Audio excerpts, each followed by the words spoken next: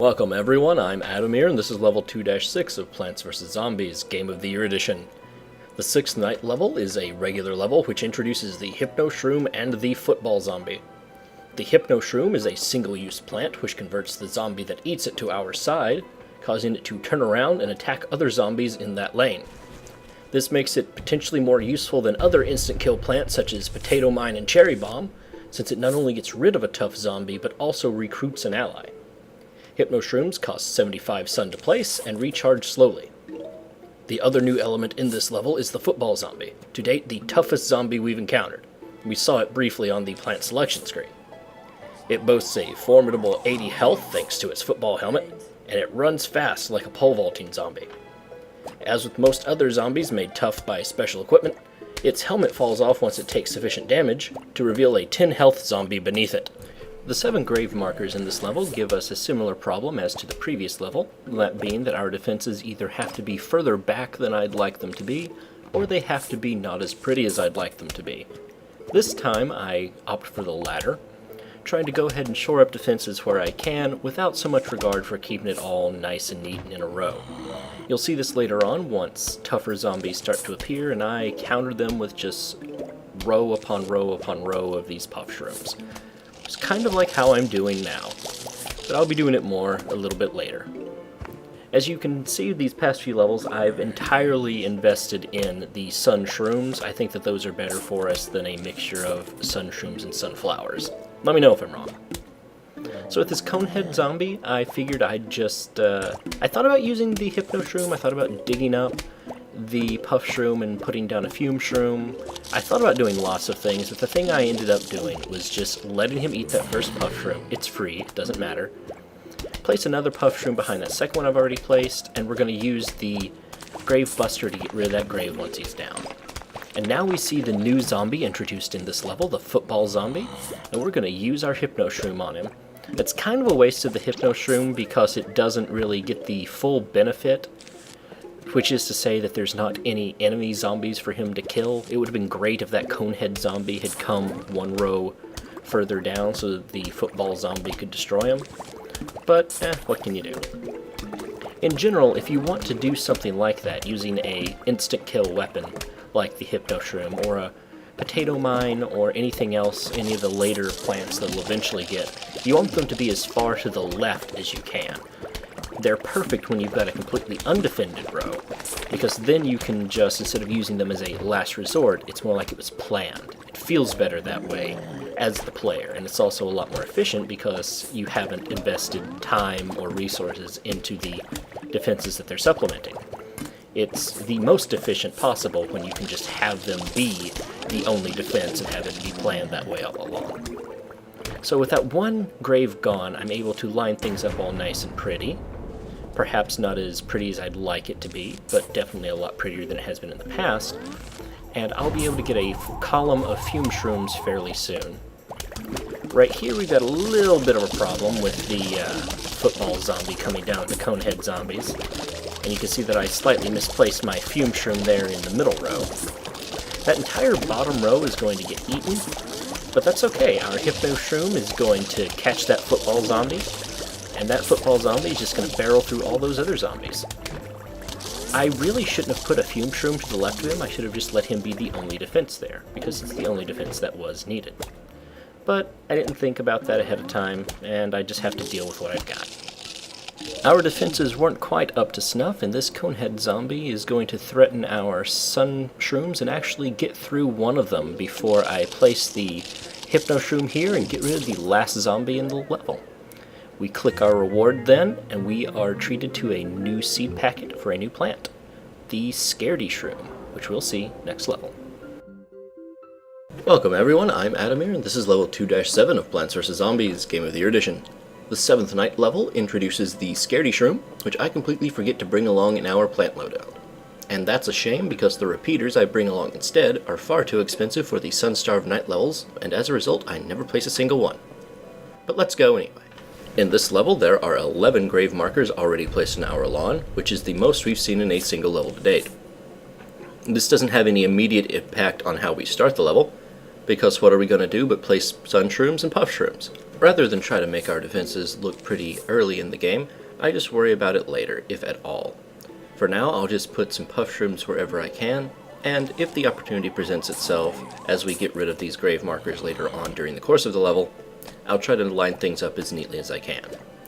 This is a personal problem that I have, as I've mentioned in previous levels, where I want things to look pretty right now all the time, and ended up in a previous level wasting so much sun and so much time and so much effort in a failed attempt to make it all look pretty at the beginning. Not this time. This time we're focusing on making sure that we get those puff shrooms down, at least one per row, and that we get those sun shrooms down fairly quickly. A single puff shroom is really all we need in a row anyway until we start seeing more difficult zombies, especially now that we have an insta-kill plant that arms instantly. 75 sun is all we need for the hypno shroom, as you saw last level, so we can just place puff shrooms fairly near the front of our lawn without worry. If something gets past it, even something that moves fast like a pole vaulting zombie or a football zombie or a newspaper zombie, we can just plop down a hypno shroom right in front of it, and that should take care of the problem. But as much as we can, I also want to go ahead and start getting rid of these grave markers. I'll start doing that fairly soon, but for now, fume shrooms and puff shrooms. Fume shrooms are great, as I've said before, because they apply damage to everything on a row, and puff shrooms are great because they're free. Even though I'm going to lose a puff shroom up in the top row, it doesn't matter all that much because I can just keep on placing defenses. It'll slowly work its way through the completely free cannon fodder and die before it manages to damage anything that actually costs us something. So instead of having to reinvest in defenses we've already placed, just have to keep placing more puff shrooms on cooldown and save our sun for plants that actually have a meaningful impact. Plants like the Grave Buster, which we'll be placing on a grave right in front of the fume shroom in the top row there.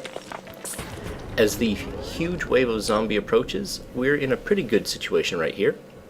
We've got at least one puff shroom on each row and a fume shroom on each column as well. The screen door zombie up in the top row is no threat since we've got the fume shroom there, though it is probably going to take out that first line puff shroom. That's not something to really be worried about. We can just reinforce that row with another puff shroom closer to that fume shroom and just settle in to let it work its magic. The first huge wave, we find ourselves in good situation. We have plenty of defenses for what's thrown at us, and the only thing that's mildly a threat is that one conehead zombie, which I think there for a bit might take out that fume shroom. And it does, but it's the only plant that we've lost to date, which is a vast improvement over a previous level where I kept losing plants left and right. Overall, I'm pretty satisfied, especially since that remaining puff shroom was able to get rid of it without any further intervention from my part. This leaves us free to just go ahead and keep placing grave busters. Leaves me free to completely forget about a silver coin down there on the bottom right of the screen. But that's okay. We're nearly to 1,600 monies anyway, so I think we're fine. We can just sit back, relax, and watch the mushrooms defend our lawn. Our final wave of defenses is going to be snow peas. That's because they are great against every plant. Having at least a single snow pea in a row of defenses basically doubles the effectiveness of the strength of your other defenses by slowing zombies down. This is great on everything except for the screen door zombies, which are immune to their slowing effects as long as they have their shields intact. But for everything else, bucket head zombies, cone head zombies, pole vaulting zombies, even the football zombies, they'll get slowed down and take additional damage from the rows of defenses just by having that snow pea there. And that's great, so why not invest in it? As we get closer to the final wave, I'm hoping to get an entire column of snow peas down, and I'm also hoping to get rid of as many grave markers as possible because they're free money. We should be able to break 1,600 money in this level, but keep our fingers crossed, make sure that I don't forget any more coins and that we actually manage to put down grave markers on time. And there it is, 1,600 money exactly, and 3/5 of a complete column of snow peas. At this point, I'm very happy with the way our defenses look.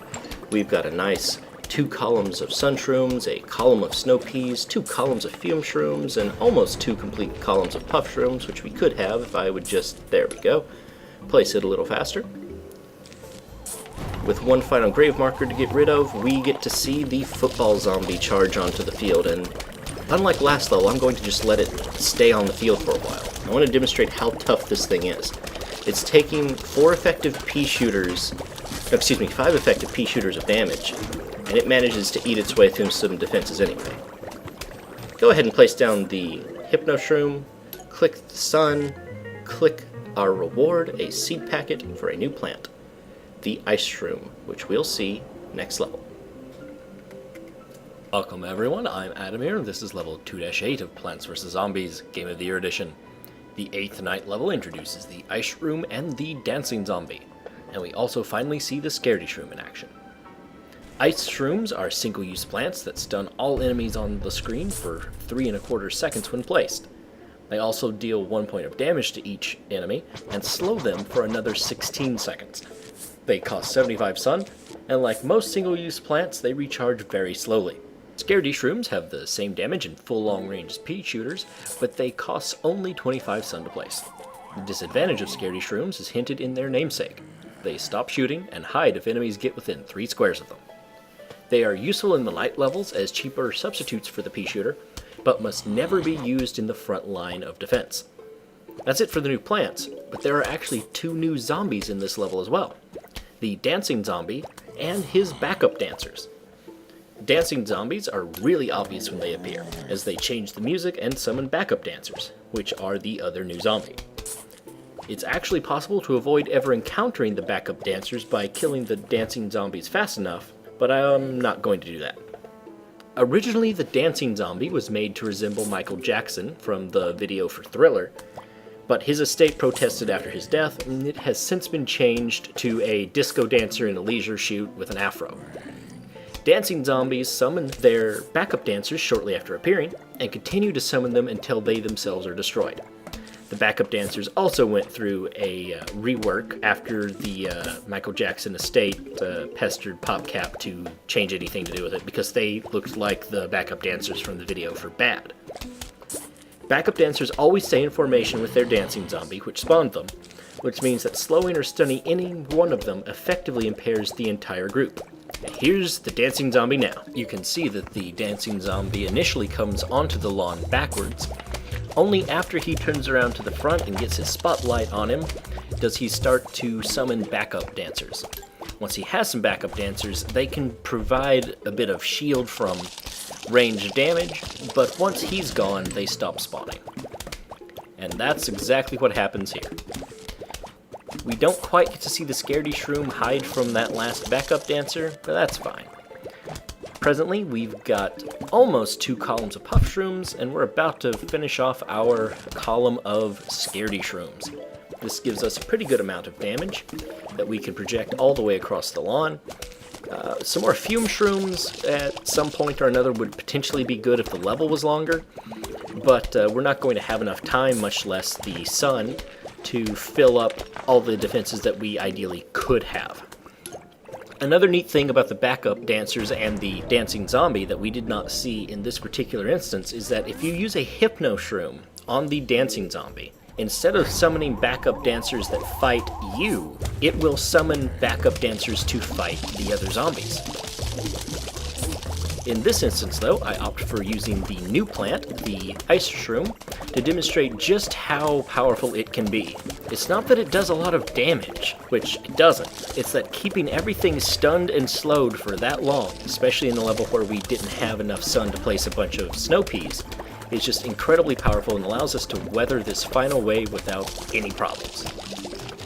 Now that it's done, we click our reward, a seed packet for a new plant, the Doom Shroom, which we'll see in the next level.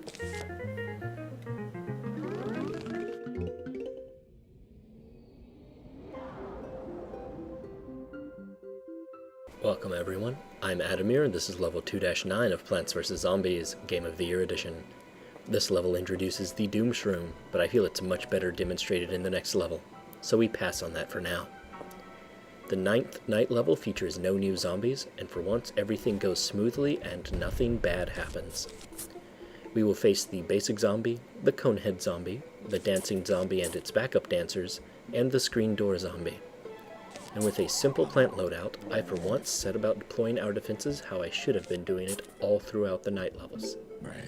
Building my defensive lines where I want them to eventually be simply does not work with 11 grave markers on our lawn, and trying to do it has historically led to destroyed plants, frantic efforts, and lost resources. No more.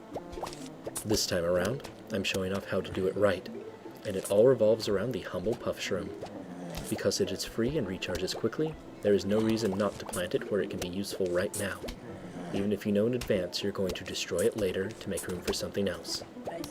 That's the missing tactic I've been avoiding hitherto, and is exactly what I demonstrate in this level. As you can see, we have 2 columns of sun shrooms and a single column of scaredy shrooms. And we're just going to keep advancing with more and more columns of puff shrooms as the level progresses. We'll get rid of these graves as we can, and we'll put down puff shrooms in their place. We'll try to build a 3rd and then eventually a 4th line of them, and dig up the ones in the back to place more plants that are more useful. Against this sort of concentrated effort to slowly creep our defensive line forward, we are at no time under-defended. We are at no time vulnerable. In each of these situations, we are going to be properly prepared for anything that the game can throw at us, which we'll see very soon now that the huge wave of zombies is approaching.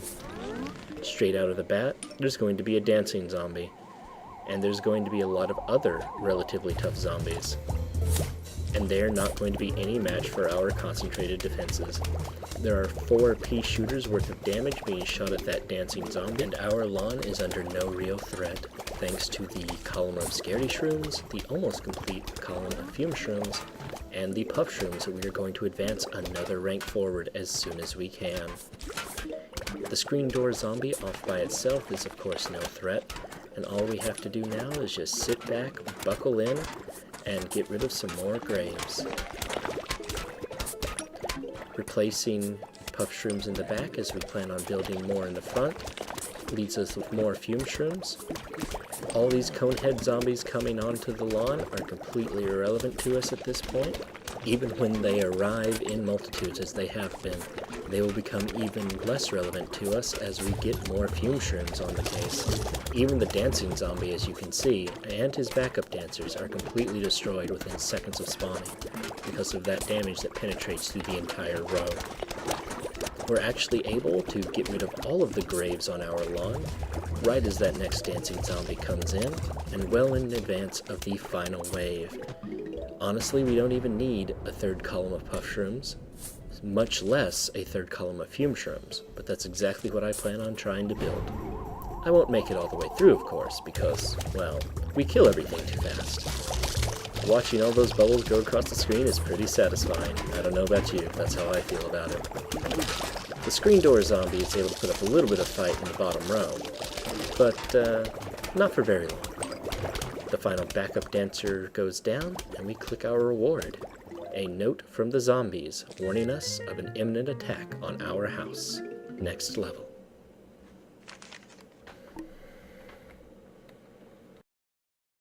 Welcome everyone, I'm Addamere, and this is level 2-10 of Plants vs. Zombies, Game of the Year Edition. This is a conveyor belt level that begins with 13 grave markers on our lawn, and provides us with grave busters right off the bat to begin dealing with them. Since this is a conveyor belt level, we don't need to worry about sun production. In fact, we're not even given the opportunity to do so. Instead, we must do the best we can with what we're given, which frankly is far more than we need. While the plants available in conveyor belt levels are set in stone, the number and order in which they appear is randomized each time. As it happens, we're given a wealth of powerful single-use plants which I stockpile for lack of need for them throughout the level. There really is no downside to using them as fast as I get them, so long as I have at least 1 or 2 in reserve in case I need them. But I never graduated past that NES RPG mentality where you hold on to every little thing just in case you need it for the next boss. And of course this leads to ending the game with more consumables and power-ups than you know what to do with. That is exactly what happens here. As you can see, the conveyor belt is already backing up with 4 ice shrooms, 2 doom shrooms. I could use them, there's no reason not to.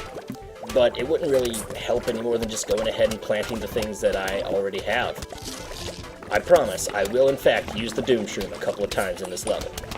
The big thing on my mind right now, though, is making sure that I take every opportunity to get rid of graves, because graves are coins. Coins let us buy things, eventually. We'll be buying things with them soon. I'm placing plants further forward than I perhaps need to, just because I want their presence to stall the enemy. Which is to say that if a scaredy shroom or a puff shroom is right in front of a zombie, he'll stop and chew on it for a while. And while that might be the death of that plant, I don't really care about the survival of any given plant, I just want the zombies to die faster.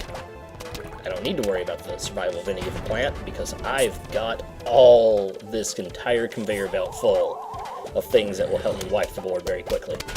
And you'll see that right now. Doom Shroom time. It blows up everything in an entire half of a lawn. It recharges very slowly when you're playing a regular level, but it does the 90 points of damage of a cherry bomb, but it does it to a much larger area. There you see the football zombie get hypnotized, and he's going to eat a basic zombie, and he's going to eat a conehead zombie, and he's going to charge right off the field. Doing a good job there, football zombie. We've got enough grave busters now. We've only got one grave marker left, and that's pretty much it, folks. The first huge wave came through and has gone. We're almost to the final wave. Once the final wave gets here, I'm just gonna Doom Shroom again. Meanwhile, I can just freeze things on the screen with the Ice Shroom and wait. All those screen doors aren't going to do them any good because I've got this many fume shrooms. I'll go ahead and put some hypno shrooms in front of them just in case. But nothing's going to get this close.